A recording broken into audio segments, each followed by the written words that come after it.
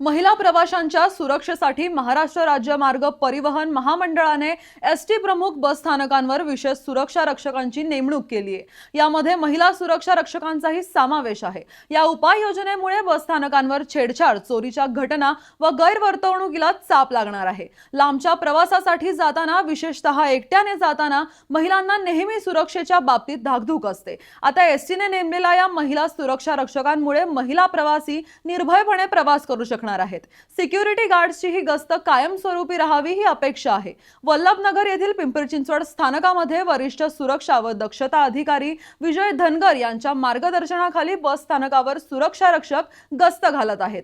संशयास्पद हालचालींवर लक्ष ठेवणं, छेडछाडीची घटना घडलीच तर तात्काळ हस्तक्षेप करणं आणि गरजू प्रवाशांना मदत करणं ही जबाबदारी सुरक्षा रक्षकांकडून पार पाडली जाणार आहे। जानेवारी ते सप्टेंबर 2025 या कालावधीत राज्यभरातील बस स्थानकांवर सुरक्षा रक्षकांनी 706 घटनांमध्ये दक्षतेने हस्तक्षेप केला। त्यापैकी 182 संवेदनशील प्रकरणांमध्ये छेडछाड रोखणे, चोरी उघडकीस आणणे अशी कामगिरी बजावली आहे। सुरक्षा रक्षकांमुळे महिला प्रवासी निर्भयपणे प्रवास करू लागले आहेत असा विश्वास आगार व्यवस्थापन व्यक्त करत आहे। दरम्यान यावर तुमचं काय मत आहे ते आम्हाला कमेंट करून नक्की सांगा आणि पाहत रहा PCMC न्यूज।